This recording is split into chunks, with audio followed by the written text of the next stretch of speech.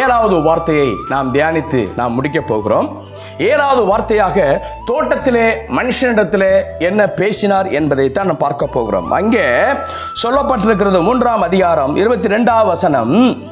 பின்பு தேவனாகிய கர்த்தர், இதோ மனுஷன் நன்மை தீமை அறியத்தக்கவனாய் நம்மில் ஒருவரை போல் ஆனான். இப்பொழுதும் அவன் தன் கையை நீட்டி ஜீவ விருட்சத்தின் கனியை பறித்து புசித்து என்னென்றைக்கும் உயிரோடு இராதபடிக்கு செய்ய வேண்டும் என்று அவன் எடுத்த மண்ணை பண்படுத்த தேவனாகிய கர்த்தர் அவனை ஏதேன் தோட்டத்திலிருந்து அனுப்பிவிட்டார். அந்த வசனம் அனுப்பிவிட்டார் இருக்கு. 24வது வசனத்தில் அவர் மனுஷனை துரத்தி விட்டார் என்று சொல்லப்பட்டிருக்கிறது.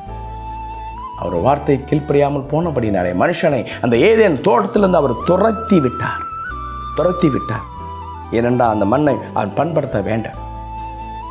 அவன் மண்ணாயிருக்கான், மண்ணுக்கு திரும்ப அவன் வர வேண்டும், அவன் மறிக்க வேண்டும்.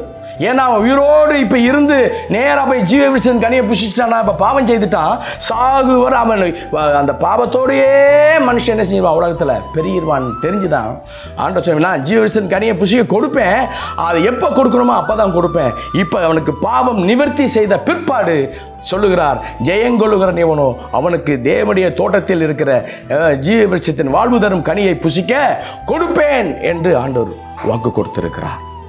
இந்த மனுஷனை அவன் புறப்பட்டு அவன் தோட்டத்தை விட்டு அவன் துரத்த வேண்டிய சூழ்நிலை.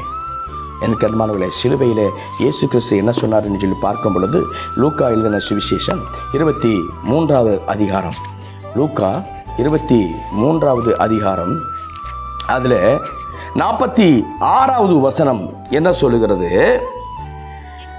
46வது வசனம், இயேசு, பிதாவே உம்முடைய கைகளில் என் ஆவியை ஒப்புவிக்கிறேன் என்று மகா சத்தமாய் கூப்பிட்டு சொன்னார். இப்படி சொல்லி ஜீவனை விட்டார். நமக்காக அவர் ஜீவனையும் கொடுத்திருக்கிறார். நமக்காக அவர் மரணத்தை ருசி பார்த்திருக்கிறார். சாத்தானின் தலையை சிலுவையில் தான் நசுக்க முடியும். தமது மரணத்தினாலே சாத்தானை ஜெயித்திருக்கிறார் இயேசு. அவர் மரணத்திற்குள்ளாக தன்னை ஆத்துமாவை குற்ற நிவாரண பலியாக ஒப்புக் கொடுத்தார். அவர் சாவுக்கு கையளித்தார் என்று சொல்லி இந்த பொது வேதாகமத்தை நீங்கள் எடுத்து படித்து பார்ப்பீர்கள், மிக தெளிவாயிருக்கும். ஏனென்றால் அந்த தேவாதி தேவன் நமக்கு அந்த மனிதனை திரும்ப அவன் மரித்து திரும்ப அவனை உயிரோடு எழுப்பும் பொழுது ஒரு ஆவிக்குரிய சரீரத்தை கொடுத்து தம்மோடு கூட வைத்துக்கொள்ள அழைத்து செல்ல வரப்போகிறார். இயேசு கிறிஸ்து எப்படி சிலுவையிலே மரித்து அடக்கம் பண்ணப்பட்டு 3ஆம் நாள் உயிரோடு எழும்பின சமயத்தில் ஒரு மகிமையுள்ள சரீரமாய், ஒரு ஆவிக்குரிய சரீரமாய் எழும்பினாரோ, பூட்டிய வீட்டுக்குள் அவர் முதலாவது மாம்சத்தில் இந்த நாட்களில் கதவை தட்டி தான் உள்ள வர முடியும். ஆனால் உயிர் திறந்த பிற்பாடு பூட்டிய வீட்டுக்குள்ளாகவே அவர் உள்ள சென்று உங்களுக்கு சமாதானம் என்று சொல்லக்கூடிய அளவுக்கு அவருடைய சரீரம் ஆவிக்குரிய சரீரமாய் மாறிவிட்டது. அப்படிப்பட்ட ஒரு சரீரத்தை நமக்கு கொடுத்து நம்மை திரும்ப உன்னதங்களிலே பிதாவோடு கூட உட்கார வைப்பதற்கு ஆண்டவர் நமக்கு அந்த மரணத்தை கொடுத்திருக்கிறார். அதாவது ஆத்தும மரணம் ஏற்பட்டது, 2வது மாம்சம் பிரகாரமாக ஒரு மரணம் ஏற்பட்டு நாம் என்ன செய்யணும், திரும்ப ஆவிக்குரிய சரீரத்தை நமக்கு கொடுத்து ஆவிக்குரிய மனுஷனாய் நம்மை மாற்றி ஆண்டவர் தம்மோடு கூட வைத்துக் கொள்ளும்படிக்கு அவர் வரப்போகிறார். அந்த உன்னதமான தெய்வத்தை எதிர்நோக்கி நாம் பார்ப்போம்.